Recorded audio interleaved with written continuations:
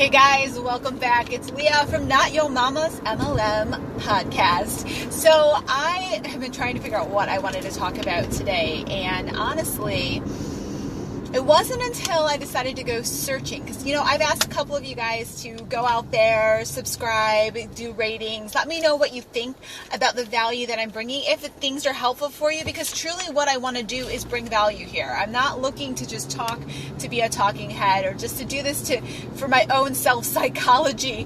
What I'm really doing here is creating my journey through being an entrepreneur, through being an MLMer, through actually creating of my products and my offers that are going to be coming to fruition. So I decided that I would go out. It's still very, very early in this journey, but I thought, maybe a couple people have given me some reviews. Let's go check them out. So I jumped onto a couple of them, couldn't find anything, and finally got onto Apple and found out that I have my first review, which is super exciting, right? I'm so like, I got a review. That's awesome. Somebody gave me something. It's a 1-star review. Not so exciting. That 1-star review was really just someone being nasty and horrible, and obviously somebody who's had a really bad experience in the world of MLM in their lives, and that's just what it comes down to. I've been performing in front of people my entire life, and I've had a pretty good life so far. I literally have been singing since I was, I think, 3 years old. I was in a play with my mom at Christmas time and sang a solo in a way in a manger. But I actually did my first solo performance singing when I was 5 years old. And I always think about this, and I tell this story all the time to people when, I talk about being a performer and the fact that this is my first love and my passion is performing and entertaining people. And really what got me on this is the fact that the person in my review said, hey, this would make a great comedy. And I'm like, not exactly what I was going for, but okay, thanks for the review. But I've been performing in front of people my entire life. And the very first performance I ever did, I sang at my godmother's church in a talent show, which, church is a pretty safe place to perform in front of people. They're not going to judge you too harshly, and if they are, someone's going to get slapped upside the head because, it's if someone's up there, one of the things my mom always told me, if somebody is willing to go out and stand out, then you support them. Regardless of whether they did well or not, if you don't have the courage to do what they're doing, then you're the one who needs to be made fun of, not the person who's taking the courage to actually stand out or get up there and sing. And so I did my very first performance, and, a little 5-year-old cutie, I don't even remember what I was wearing, but I got up and I started singing this song, a song that was very, if anybody knows Psalmsies, there was a Christian-based kids song album that I used to listen to religiously.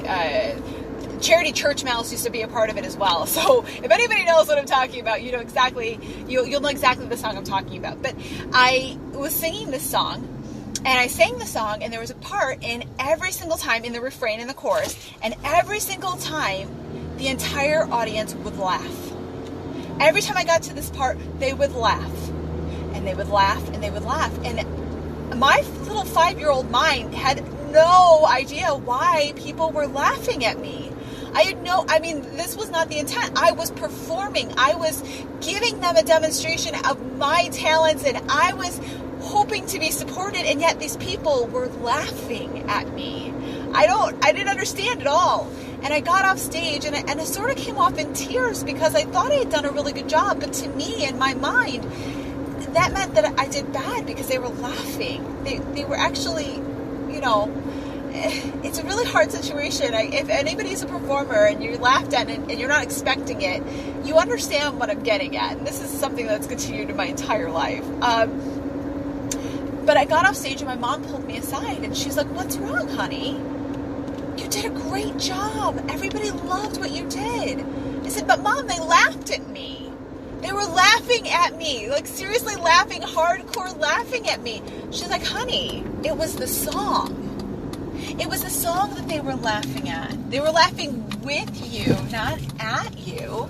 The song itself is set up in a way that it's very cutesy. It's very, very kitschy in a way. And people are laughing because the song is so great and you did a fantastic job of performing it. So you sold them essentially on this song and they bought it hook, line, and sinker. They absolutely loved what you did. You shouldn't be upset. And I always look at that moment as being one of those moments that could have made or broken me.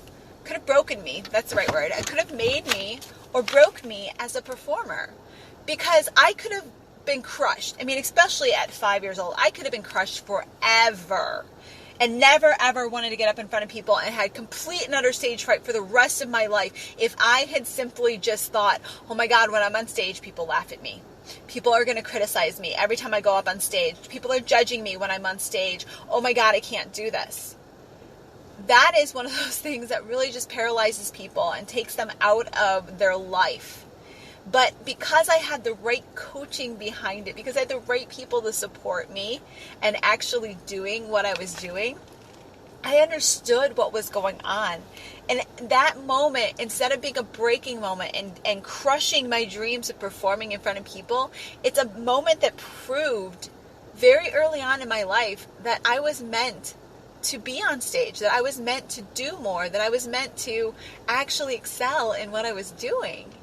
And I went on to actually continue performing. I sang in talent shows all the way through high school. And then when I got to college, I actually majored in theater and performance and singing. And this is what I did because it's something that I absolutely was passionate and loved. And even to this day, in a sense, every time I get on here and I talk to you guys and every time I get on a video, it's a performance of some nature. And yeah, there's going to be critics that are out there. There's going to be those people who are going to judge me, that are going to look at me and say certain things and that aren't going to get what I'm doing, but that's okay. I'm not here for the masses. If I was here to appease everybody and if I was here to please everybody, then I wouldn't have an opinion. I wouldn't have a voice. I wouldn't be vocal. I would just be following the masses. I would just be following the crowd. It wouldn't be anything special. But you can go ahead and laugh at me. You can make fun of me. And yeah, it's going to hurt a little bit, but I've already learned some of the skills that it takes to actually move forward and get through that. And I equate that back to just being a performer. And it's a skill that I learned so early on. And I am so ever grateful that my mother is one of those people who really just supported me and helped me because through my journey as a performer and how that has translated into the world of entrepreneurship and looking at it in such a way. Because, you know, there's things that I look at back at my career in performance as well and how being on stage saved me from a cubicle. And that's something else I want to talk to you guys about in a future episode. But my mind was already shaped and evolved in a different way because I knew that I was given gifts and I had to use them in a way that was going to make the rest of the world better, that was going to entertain the rest of the world. And that's exactly what I did as a little 5-year-old. I entertained the rest of the world because of my talents and not giving up on my pure talent and knowing that I was capable, fully capable of creating something special. So guys, for those of you who haven't gone and subscribed, haven't gone yet to rate and review, I would really appreciate it. It would mean so much to me if you would head over to iTunes or Stitcher or Google Podcasts or any, Spotify or Podcoin, any of those that you listen to on a regular basis, and go ahead and rate and review some of the episodes that you've listened to. Yeah, the early episodes are always going to be rocky. That's the thing. I'm still finding my voice, and as an entrepreneur and as an MLMer, you doing your publications and you getting out there, whether it be via video or whether it be via, a podcast or whether it be versus a blog, your voice is going to evolve as you are going along. The things that you truly believe in, the things that you stand up for are going to come forth. They're literally going to spill out of you when you're speaking your truths. not when you're hiding behind your truths, but it's going to evolve, and they're going to get better, and they're going to get stronger, and your message is going to get clearer only because you are working through it. That's part of the process of working through what you have to offer the world. And this is what I have to offer the world. So I would love it if you would go and to your favorite, podcast your favorite podcast application, rate and review any of them that have come up recently, and let me know what it is that you are getting value from this. And if you are getting value from it, I love both negatives and positives, because if you aren't offending somebody every day, if you aren't offending somebody by noon, you're not marketing. So heck, I just marketed. I'm awesome. I got it going today. So guys, thank you so much. And don't forget, because this is going to be one of the final days left of the month before we hit, I'm actually going to do a couple extra podcasts right before August 5th, because I really want to get a few more of you guys into the MLM One Funnel Away Challenge, so that you can actually start implementing the same kind of stuff that I've been doing before I actually get my product actual released and we get that that marketing automation mastery program finished. I want to get you guys started on that track. And the best way for me to do that is to invite you to be a part of the MLM One Funnel Away Challenge group. Joining the challenge through the link that's in the show notes will give you the ability to get all of the bonuses from us, get the support group, as well as be a part of, it'll send you over to the One Funnel Away Challenge and actually sign up there. You're actually giving your money to them. You're not even giving me money. You're giving money directly to the One Funnel Away Challenge. You're getting all of your resources. You're getting the free coaching from, essentially free coaching, because these guys pay, when they speak, they're tens of thousands of dollars when they speak and when they teach and they train. Some of them have programs that are $25,000 just to be a part of the program. So to be able to be getting the kind of knowledge that they're instilling into some of their private coaching clients in your mind, it's not 100% there, but it's the start, it's the seeds, it's the things that you need to get started with in order to move the needle on your business, to move forward, to nudge things.